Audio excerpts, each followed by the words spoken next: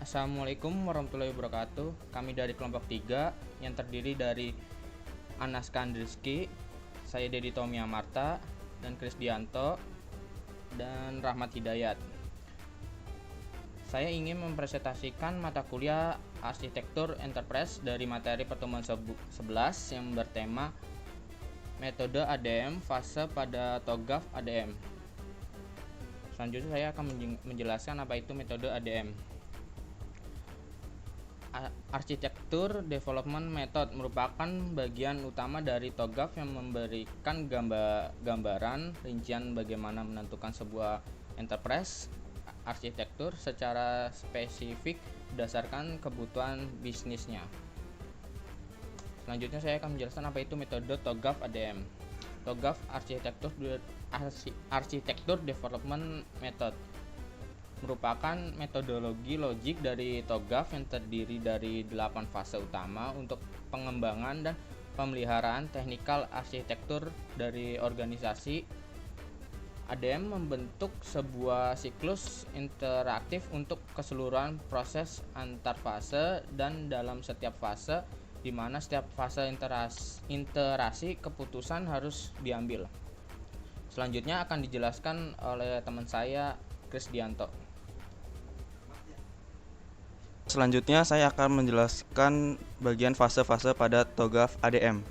Metode pada ADM dibagi menjadi 8 sequential fase A sampai H dan 2 fase khusus lainnya, preliminary fase dan requirement management fase.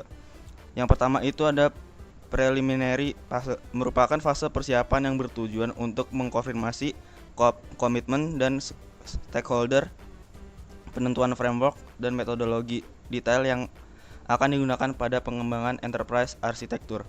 Tujuan fase ini adalah untuk meyakinkan setiap orang yang terlihat di dalamnya bahwa pendekatan ini untuk mensukseskan proses arsitektur. Pada fase ini harus menspesifikasikan who, what, why, when, dan where dari arsitektur itu sendiri. Yang kedua itu adalah requirement management. Pastikan bahwa setiap tahap proyek TOGAF didasarkan pada dan memvalidasi persyaratan bisnis. Persyaratan diidentifikasi, disimpan, dan dimasukkan ke dalam dan keluar dari fase ADM yang relevan, yang mengatasi dan memprioritaskan persyaratan. Lalu ada fase A, yaitu vision. Fase ini merupakan fase inisial dari siklus pengembangan arsitektur yang mencakup pendefinisian ruang lingkup, identifikasi stakeholder, penyusunan visi arsitektur, dan pengajuan persetujuan untuk memulai pengembangan arsitektur. Yang kedua ada fase B, yaitu bisnis arsitektur. Fase ini mencakup pengembangan arsitektur bisnis untuk mendukung visi arsitektur yang telah disepakati. Pada tahap ini, tools dan metode umum untuk memodelkan seperti Integration Definition atau IDF dan Unified Modeling Language (UML) bisa digunakan untuk membangun model yang diperlukan. Yang ketiga itu adalah fase C, yaitu Information System Architecture. Fase ini adalah untuk mengembangkan arsitektur target untuk data dan domain aplikasi.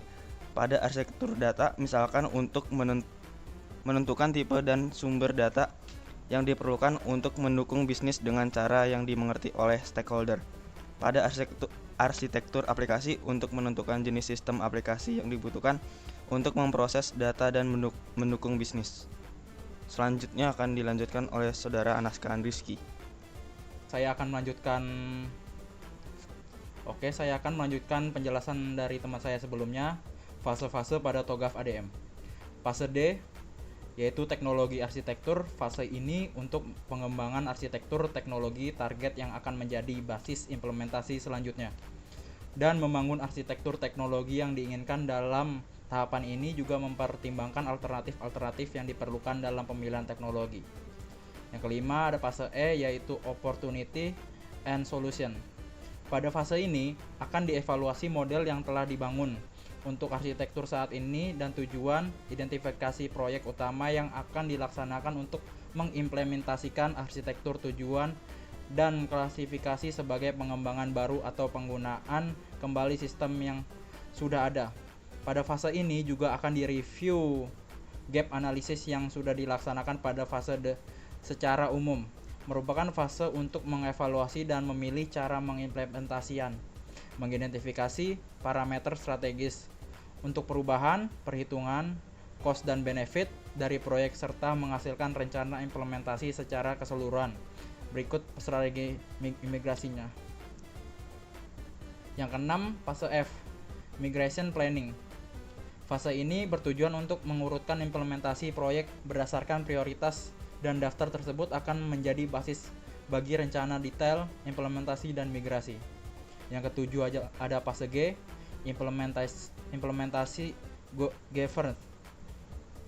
Merupakan tahapan memformulasikan rekomendasi untuk setiap implementasi proyek, membuat kontrak, arsitektur yang akan menjadi acuan implementasi proyek serta menjaga kesesuaiannya dengan arsitektur yang telah ditentukan. Yang terakhir, fase H, arsitektur change management. Pada akhir fase ini diharapkan terbentuk skema proses manajemen perubahan arsitektur. Selanjutnya akan dilanjutkan oleh teman saya Rahmat Hidayat. Oke, saya akan melanjutkan penjelasan prinsip TOGAF ADM digunakan sebagai ukuran dalam menilai keberhasilan dari pengembangan arsitektur enterprise oleh organisasi. Prinsip-prinsip tersebut dapat dijelaskan sebagai berikut. 1. Prinsip enterprise pengembangan arsitektur yang dilakukan diharapkan mendukung seluruh bagian organisasi, termasuk unit-unit organisasi yang membutuhkan.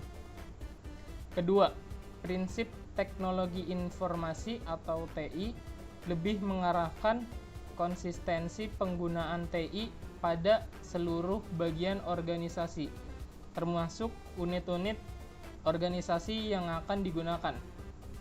Ketiga, prinsip arsitektur merancang arsitektur sistem berdasarkan kebutuhan proses bisnis dan bagaimana mengimplementasikannya. Kesimpulannya, saat ini memang TOGAF sangat populer di dunia sebagai framework untuk pembuatan arsitektur enterprise. Tentunya ada beberapa alasan mengapa TOGAF menjadi begitu populer. Pertama, TOGAF merupakan standar terbuka dan tidak tergantung dari vendor ataupun teknologi yang digunakan. Yang kedua, mendukung keselarasan antara IT dan bisnis. Yang ketiga, dapat disesuaikan sesuai kebutuhan organisasi yang menerapkannya. Dan yang terakhir, merupakan metode umum yang komprehensif. Oke, sekian dari kelompok kami, kurang lebihnya mohon maaf. Wassalamualaikum warahmatullahi wabarakatuh.